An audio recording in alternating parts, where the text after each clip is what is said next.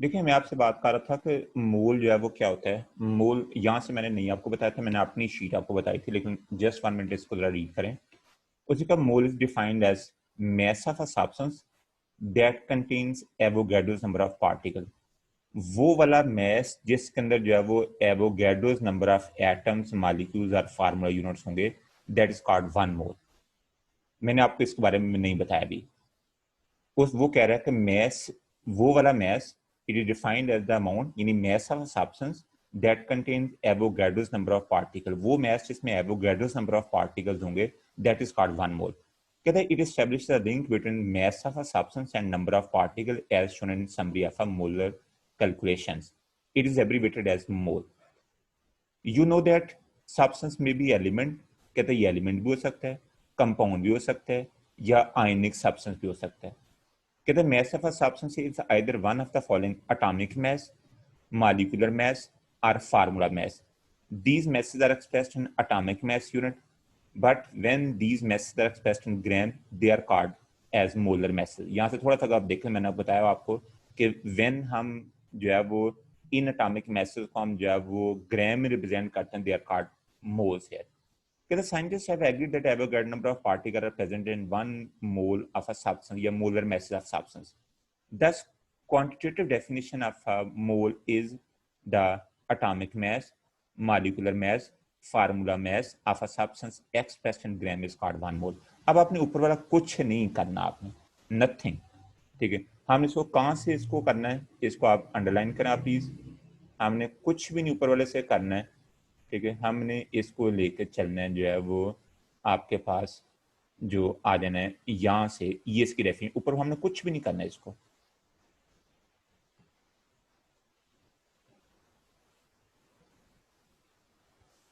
यानी हमने इसको कहाँ से लेकर चलना है, यहाँ से, ये मोल की डेफिनेशन।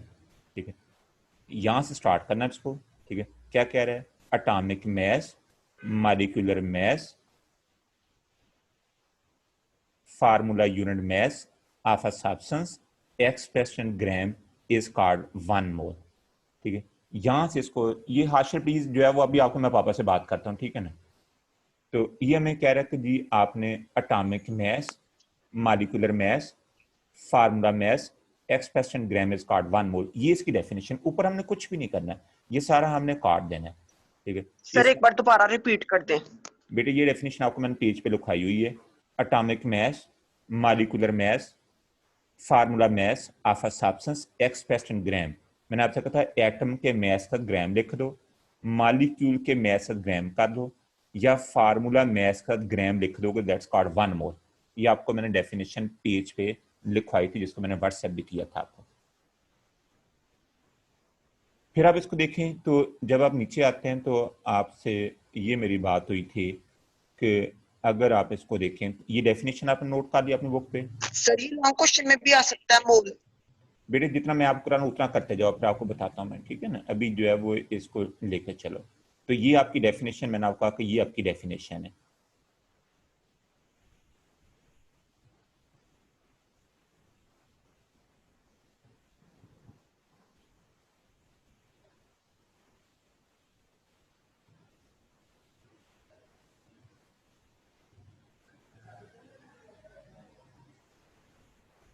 सर आवाज नहीं आ रही। जी मैं बताता हूँ आपको। ये डेफिनेशन आपको पता चल गया कि ये इसकी डेफिनेशन है।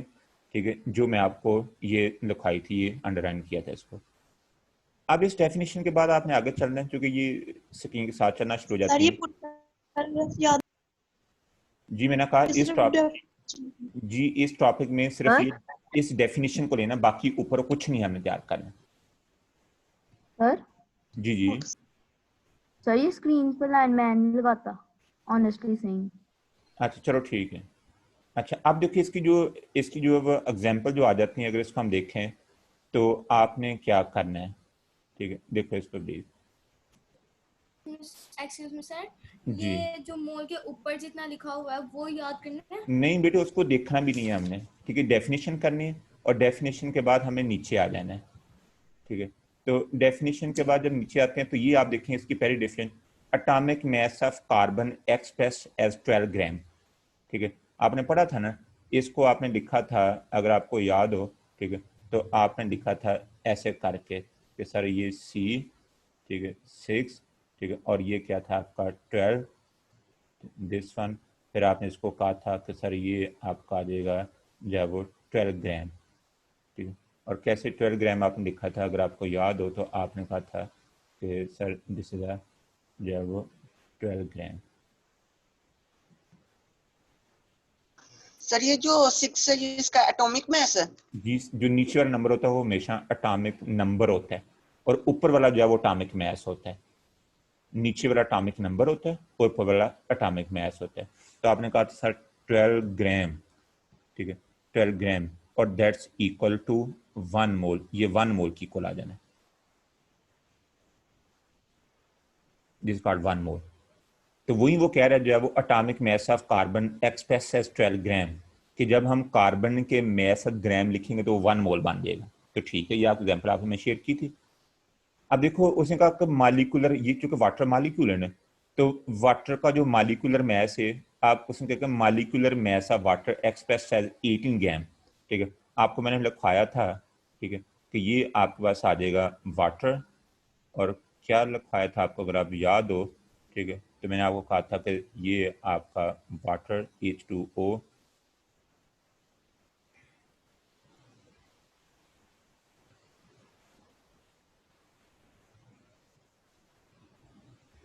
ठीक है, ये आपका था मैं 2 एटम्स ऑफ हाइड्रोजन, और एक एटम का मास क्या होता है इसका 1, और प्लस जो है वो ऑक्सीजन, और ऑक्सीजन जो है उसका मास कितना होता है 16।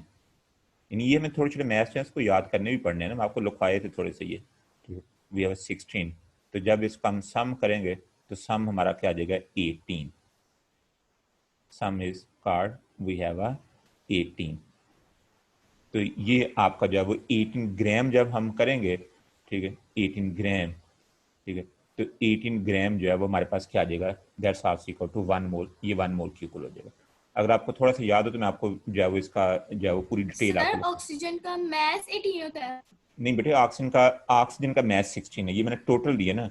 वाटर का मॉलिक्यूलर मास टोटल का 2 एटम्स ऑफ हाइड्रोजन, एक हाइड्रोजन का 1 होता है, प्लस ऑक्सीजन जो उसका मास 16 होता है, ठीक है। अगर आपको याद हो तो मैंने थोड़े से मैसेज जो है आपको लिखवाए थे, आपको मैंने कहा था ये चंद एक एटम्स हैं, इनके मैसेज आप नोट कर लो, ठीक है। मैं आपको दोबारा कहता हूँ, तो आपको मैंने कुछ मैसेज लिखवाए थे,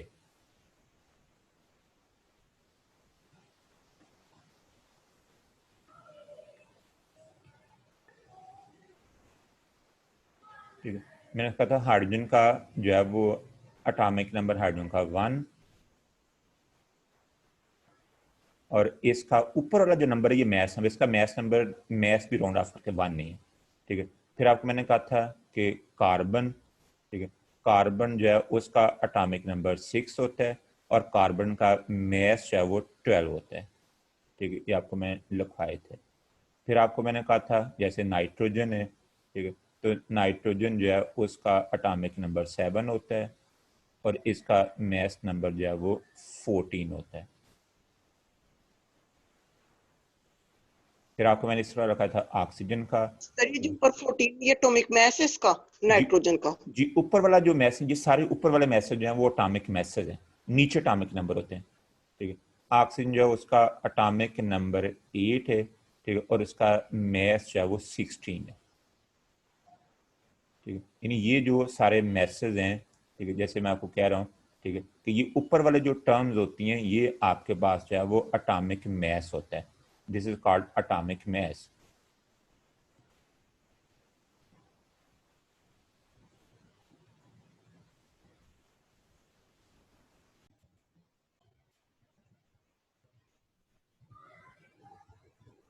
यानी ऊपर वाली जो टर्म होती है वो अटामिक मैस होती है,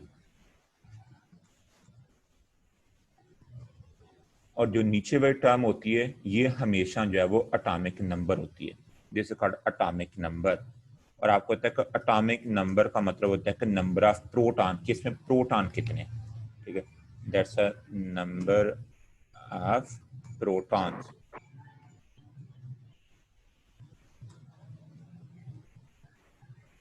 नंबर ऑफ प्रोटॉन। और जो आपका एटॉमिक मास होता है ये प्रोटॉन और न्यूट्रॉन का सम होता है,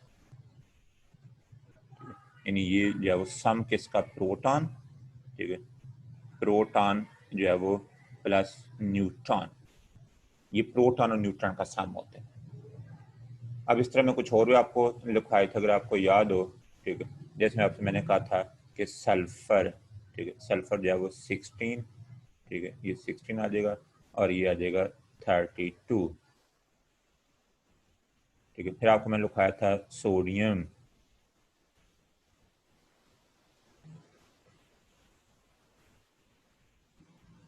Na, ये आ गया 11 और ये आपका क्या था 23, ठीक है। इस तरह क्लोरीन, क्लोरीन का atomic number 17, this is called 17 और मास नंबर इसका आता है 35.5, 35.5। तो ये चंद एक जो है वो याद करने तो हमें जब समझ आ जाएगी। तो ये जो है हमारे पास हाइड्रोजन का 1 एटॉमिक मास में 1, कार्बन का 12 मास, नाइट्रोजन का 14 होता है, ऑक्सीजन का 16 होता है, सल्फर का 32 होता है, सोडियम का 23 होता है, ठीक है। तो ये जो है वो सिंपल से हमारे पास मैसेज है। अब मैं फिर टॉपिक की तरफ चलता हूँ आपको लेके, अगर आप इसको देखें तो सिंपल है, इसको मैं जो है वो क्लियर करता हूँ, इसको मैं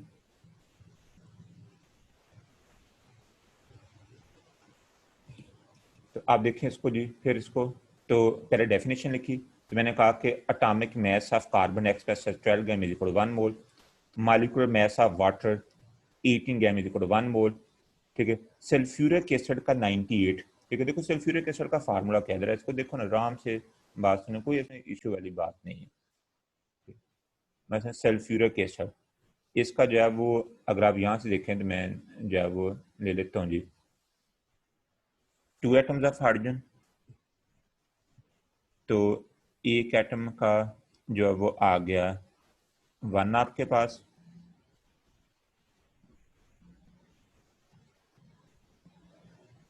जस्ट 1 मिनट जी।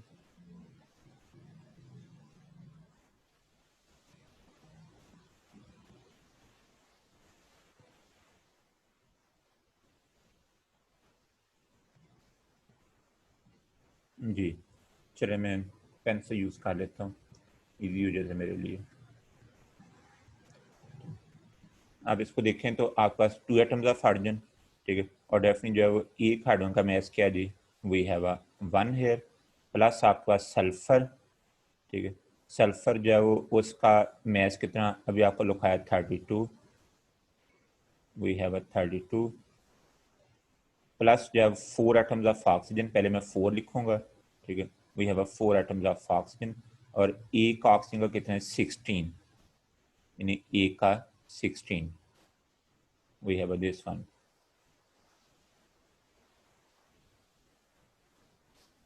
तो आप इसको देखें कि पहले मैंने एटम लिखे हैं हाइड्रोजन के 2 एटम, ए का मास 1, प्लस अगला atom sulphur 32, plus 4 atoms of oxygen, A का 16। तो जब मैं सबको सॉल्व करूंगा तो सबको सॉल्व करने से मेरा आंसर क्या आता है 98 आ जाता है, वी हैव 98। तो अब ये जब 98 के साथ मैं ग्राम लिखूंगा, ठीक है, वी हैव दिस वन, ठीक है, जब इसका मैंने ग्राम लिखा तो ये मेरा क्या बन जाएगा 1 मोल, क्योंकि अभी आपसे बात हो रही है कि जब भी हम किसी एटम मॉलिक्यूल जो उसके मास ग्राम लिखेंगे 1 मोल बन जाएगा, और 1 मोल में जो नंबर ऑफ पार्टिकल्स होते हैं वो हमेशा किसकी इक्वल होते हैं, एवोगाड्रोस नंबर की इक्वल होते हैं। अगर आप इसको देखें तो वो आपको मैंने लिखवाया कि 6 पॉइंट जो है वो 0, वी हैव 2, ठीक है, इनटू जो है वो 10 रेज पावर 23।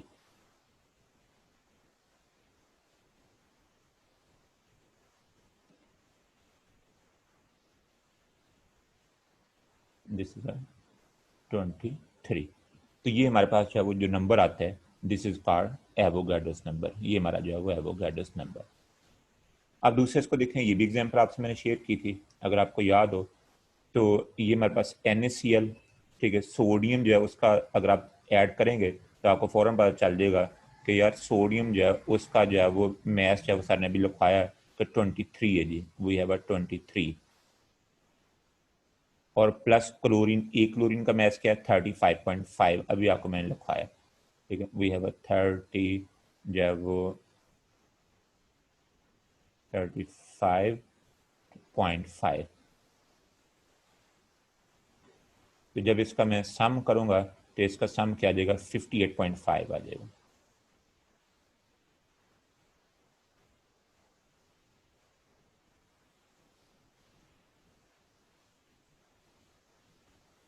तो जब सर इस इसका एक बार दोबारा बता दें। हाँ जी, मैं लिख रहा हूँ आपके सामने, ठीक है, सोडियम का 23 होता है, अभी आपको लिखाया मैंने, ठीक है, क्लोरीन का 35.5 होता है, जब दोनों को ऐड करूंगा तो मेरा आंसर कितना आ जाएगा 58.5 आ जाएगा। तो जब मैं 58.5 का ग्राम लिख दूंगा तो दिस इज कॉल्ड 1 मोल। तो दिस इज वेरी सिंपल है, जैसे आपसे मैं बात कर रहा हूँ कि जब भी आपने किसी एटम के मैस के साथ ग्राम लिख रहे हैं तो वो 1 मोल आ जाना है, अगर आप किसी मालिक्यूल के मैस से ग्राम करेंगे वो 1 मोल आ जाएगा, ठीक है। अगर आपने जो है वो ये भी मालिक्यूल सल्फ्यूरिक एसिड, ये NaCl जो ये आयन कंपाउंड है, आयन कंपाउंड, क्योंकि आपको पता है कि NaCl में सोडियम आयन होता है और क्लोराइड आयन होता है, यानी it consist of a sodium ion, यानी इसमें आपके पास कौन सा सोडियम आयन, अगर आपको याद हो तो आपने लिखा था कि सर ये हमेशा कैसे बनता है Na+1, ठीक है, और साथ क्या होता है Cl-1, ये इससे बना होता है,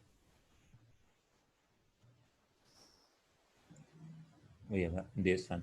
तो वो कंपाउंड जो आयन से मिलकर बना होता है उसको बोलते हैं आयनन कंपाउंड, और उसके यूनिट को बोलते हैं फार्मूला यूनिट, की ये फार्मूला यूनिट है। तो दिस इज सिंपल का आपने बात की में से कि सर जब भी हम किसी एटम, मालिक्यूल या फार्मूला यूनिट के मैस के साथ ग्राम लिख देंगे तो 1 मोल बन जाता है। अब 1 मोल में जो नंबर ऑफ एटम्स होते हैं, जैसे इसके अंदर एटम्स होंगे, इसके अंदर मालिक्यूल्स होंगे, इसमें फार्मूला यूनिट्स होंगे, वो हमेशा किसके इक्वल होते हैं, this is called Avogadro's number, वो एवोगाड्रोस नंबर के इक्वल होंगे। तो अब ये जो मोल आपका वो आपने कितना करना है, आपने मोल आपने डेफिनेशन करनी ऊपर वाली, और ये एग्जांपल आपने शेयर कर लेनी है, तो आपका मोल का टॉपिक कंप्लीट हो जाएगा। ये आपका मोल का टॉपिक यहाँ तक कंप्लीट हो जाना है। अब ये एक फार्मूला जो है वो आपको मैं सिखाता हूँ कि ये फार्मूला का नंबर ऑफ मोल आपने कैलकुलेट करने कैसे हैं। तो दिस इज वेरी सिंपल, इसको मैं सिखाना चाह रहा हूँ। जब आपने मोल लिखना है तो आपने मोल बेसिकली यहाँ तक लिखना करना, लेकिन ये फार्मूला भी आपको मैं सिखाता हूँ कि ये फार्मूला क्या है। अब मैं इस फार्मूले की तरफ आता हूँ।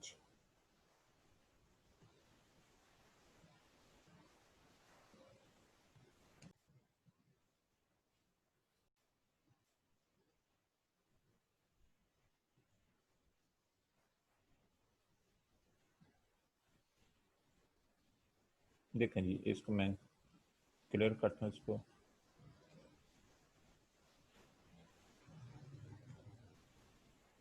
अच्छा जी, मैं आपसे अभी बात की, बड़े आराम से देखना क्योंकि ये टॉपिक जो है वो समझने वाले हैं, इसमें हमने रट्टा नहीं लगाना, ठीक है। We have a carbon C612, आपने कह दिया सर जो 12 ग्राम जो है वो दैट्स इक्वल टू 1 मोल, कि जो 12 ग्राम जो है वो आपका जो है वो 1 मोल की इक्वल है, दिस इज इक्वल टू 1 मोल।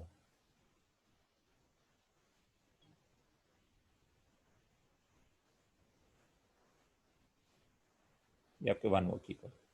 अब 1 मोल में हमेशा कितने पार्टिकल्स होते हैं, this is called Avogadro's number, और वो एवोगाड्रोस नंबर क्या होता है, we have a 6.6. 0 to multiply 10 raised की power 23। Good,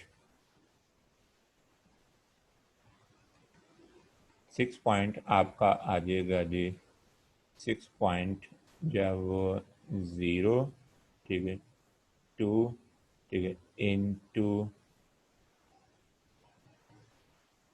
10 raise power 23। ये हमेशा 1 मोल के अंदर आया करेगा, यानी जब भी आपने किसी एटम का मैस चाहे उसके साथ ग्राम लिखा तो 1 मोल, और 1 मोल में कितने एटम्स हैं, एवोगाड्रोस नंबर। अब अगर आपसे मैं ये पूछूं कि बेटे मैं आपको 12 ग्राम नहीं दे रहा, मैं आपको जो अमाउंट दे रहा हूँ वो दे रहा हूँ आपको 24 ग्राम दे रहा हूँ, यानी आपको जो मैं कार्बन दे रहा हूँ वो 24 ग्राम दे रहा हूँ, 24 ग्राम।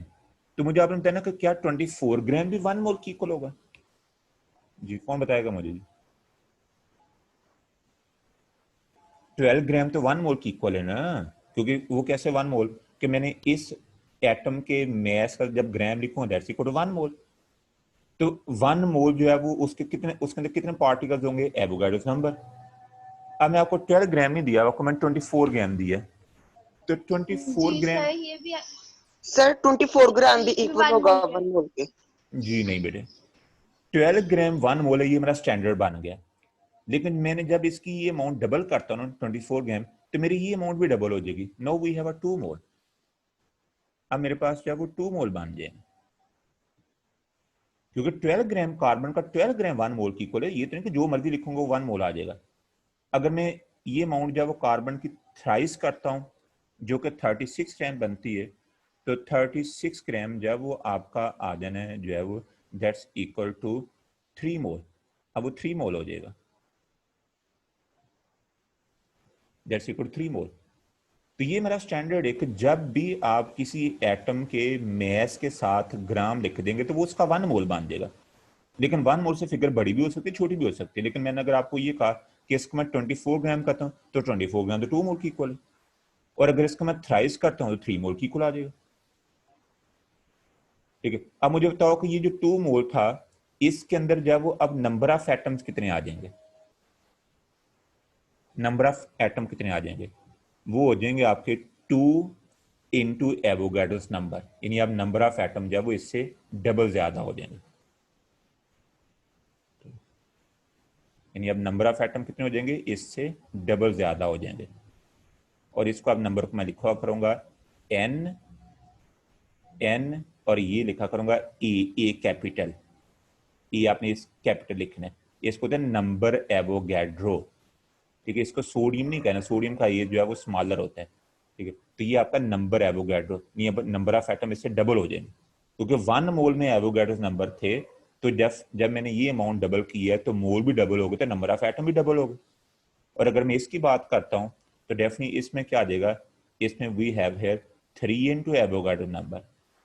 ये आपके पास आ जाएगा 3 इंटू एवोगैड्रो नंबर।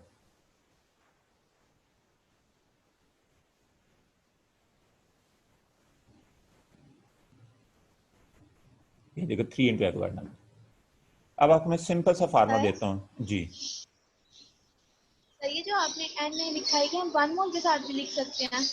जी 1 मोल के साथ लिखें। एन ए का मतलब होता है कि नंबर एवोगैड्रो, लेकिन 1 एन ए लिखना पड़ेगा ना, क्योंकि एन ए तो इस नंबर को शो करता है ना, ये नंबर को शो करता है एवोगैड्रो नंबर। तो अगर मैं बोलूंगा 1, ठीक है, इंटू एन ए, तो इसका मतलब कि ये 1 जो है वो एवोगैड्रो नंबर है।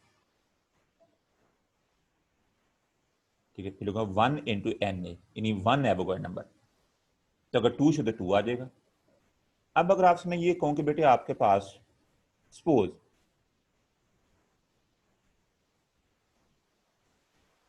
50 ग्राम ऑफ कार्बन है, 50 ग्राम ऑफ कार्बन, तो बताओ इसमें मोल कितने? तो अब आपने घबराना नहीं, 50 ग्राम, ठीक है, 50 ग्राम ऑफ कार्बन, ठीक है, मैं इसको लिख लेता हूं जी। ठीक है, 50 ग्राम ऑफ कार्बन। तो 50 ग्राम ऑफ कार्बन के अंदर आपने मोल निकालने हैं कि इसके अंदर कितने मोल होंगे। तो आपने करना क्या है, आपने जो है वो सिंपल सी बात करनी है। आपने हमेशा जब नंबर ऑफ मोल कैलकुलेट करने हैं, ठीक है, तो मोल कैलकुलेट करने के लिए आपने क्या करना है जी, यानी 50 ग्राम ऑफ कार्बन के अंदर आपने नंबर ऑफ मोल कैलकुलेट करना है। तो इसके लिए आपने करना क्या है, आपने जो है वो हमेशा इस फिगर को डिवाइड करना होता है जिसकी वो बात कर रहा होता है। बात किसकी कर रहा है वो, लुक एट हियर,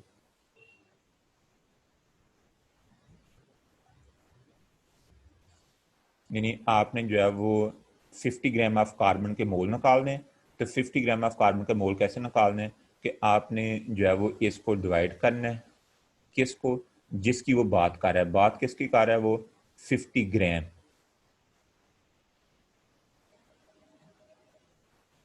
अब इसका फार्मूला क्या आ जाएगा कि आपने नंबर ऑफ मोल कैसे कैलकुलेट करने हैं। आपने 50 को डिवाइड कर लेना होता है हमेशा किससे, जिसकी बात कर रहा है। बात किसकी कर रहा है? कार्बन की बात कर रहा है ना। तो एक कार्बन का मास कितना होता है? एक कार्बन का मास 12 होता है। तो आप जब 50 को 12 पे डिवाइड करेंगे तो आपके नंबर ऑफ मोल निकल आएंगे। यानी जब भी किसी चीज के मोल निकालने हो तो आपने क्या करना था, जिस मैस की बात कर रहा हो, जैसे 50 ग्राम ऑफ कार्बन है, तो हमेशा इस मैस को डिवाइड किससे करना है? जिसकी वो बात कर रहा है। बात कार्बन की बात कर रहे हैं तो 50/12 करें तो नंबर ऑफ मोल निकल आएंगे। तो इधर भी आप यही कर रहे थे, अगर आपको याद हो थोड़ा सा। ठीक है, sir number of moles points में भी आ सकते हैं? जी आ सकते हैं बेटे। मैंने कहा कि ये टीचर जो है वो क्लास में एक दिन में कराते हैं, हालांकि ये टॉपिक पूरे महीने का टॉपिक है। ये वाला चलता है कि मोल कैलकुलेट कैसे करने हैं, एवोगाड्रो नंबर कैसे कैलकुलेट करना है। आगे इसका न्यूमेरिकल जो बच्चा जो है वो सॉल्व कर पाएगा मेरे साथ, जिसने मोल सही तरह मेरे से ध्यान से पढ़ेगा। दूसरा बच्चा के सर मुन्नू तो नहीं आते पे, तो फिर घर जाके फिर मामा के पास बैठे हो। अब देखो यहाँ देखो 36 ग्राम ऑफ कार्बन में 3 मोल। तो बेटे आपने अंदर से दिल में ये किया कि 36 को आपने डिवाइड कर दिया 12 के साथ। तो जब 36 को आप 12 पे डिवाइड करेंगे तो आपका आंसर क्या आ जाएगा? 3 मोल। यानी आपने 36 को किससे डिवाइड किया? 12 के साथ। तो आपके क्या निकल आए? मोल निकल आए। तो जब भी आपने किसी चीज के मोल निकालने हो तो जिस चीज की बात कर रहा हो, ठीक है, उसके मैस को, ठीक है, जो आगे एलिमेंट लिखा हो या मालिक्यूल लिखा हो उस पर डिवाइड करने तो नंबर ऑफ मोल निकल आएंगे। मैं आपको मैं एक और देता हूँ जी। मैं कहता हूँ आपके पास जी, आपके पास जो है वो 10 ग्राम ऑफ वाटर है। 10 ग्राम ऑफ वाटर। तो मुझे आप बताओ कि 10 ग्राम ऑफ वाटर के अंदर कितने मोल होंगे? तो आपने जब इसके नंबर ऑफ मोल निकालने हैं तो आपने क्या करना है जी? आपने जो है वो सिंपल 10 को डिवाइड कर लेना है। किससे डिवाइड करना, जरा मुझे बताओ, कौन सा बच्चा बताएगा जी? ठीक है, 10 को आपने डिवाइड कर लेना जिसकी बात हो रही है। गुड। इसका मतलब आ गया कि मैं बेशक आप दूर बैठूं और आप भी मुझसे दूर बैठे तो मेरी बात आपको समझ आ रही है। ठीक है, ये अल्लाह का बड़ा करम है, वरना जो ना बच्चे कोल बैठे होंगे फिर बच्चों समझ नहीं आती, बच्चे कहते पता नहीं की साढ़े नाल हो गए हैं। तो ये जो है वो जिस बच्चे को मोल समझ आ गया उसको तो उसको पूरी केमिस्ट्री की समझ आ रही नहीं, बेशक हम ऑनलाइन ही पढ़ाते रहे। तो आपने जिस चीज के मोल निकालने हो उस मैस को डिवाइड कर लेना जिसकी बात हो रही है। मैं कहना 10 ग्राम ऑफ वाटर, तो 10 को वाटर से डिवाइड करना, 10 को कार्बन से नहीं डिवाइड कर देना। तो इसके मोल निकल आएंगे। मेरी बात फॉलो कर गए ना आप? ठीक है, तो अगर आपसे मैं ये कहता हूँ कि आपके पास जो है वो 100 ग्राम ऑफ वाटर, तो 100 के मोल निकालो तो 100/12 कर लेंगे आप। तो इस तरह आपने आराम से नंबर ऑफ मोल निकालते हैं। ठीक, अब आपको मैं कहता हूँ जी मुझे आप मोल निकाल के दिखाओ। ठीक है, किसके मोल निकाल के दिखाने हैं आपने? लुक एट है।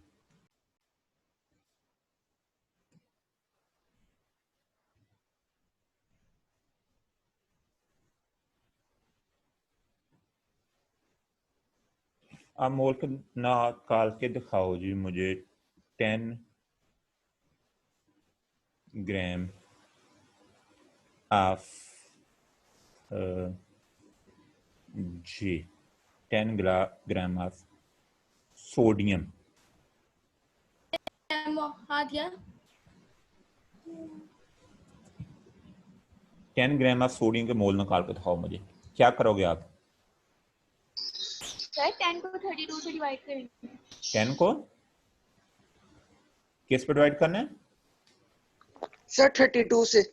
हाँ बेटे, जो है वो पक्का शदाइयों वाली बात सर 23 से। सर 23 से। हाँ, छोटे बच्चे होते हैं ना। हाँ, छोटे बच्चे होते हैं ना। मैं सर 23 से। हाँ बात सुन रहे ना। छोटे बच्चे होते हैं ना जो प्रेप स्कूल के, तो उनको नहीं पता चलता 23 और 32 का क्या मतलब होता है, वो 2-3 को आगे पीछे कर देते हैं। ठीक है, तो मेरे अभी छोटे बच्चे हैं, तो 10 को हम डिवाइड करेंगे 23 से तो आपके पास क्या निकलेंगे? Number of mole. ठीक है, तो चलो आज इसको, ये टॉपिक हमारा, इसको आपने सही समझना है, फिर कल हम आगे चलेंगे इंशाल्लाह। ठीक है, बहुत शुक्रिया आपका। अल्लाह हाफिज़ सर।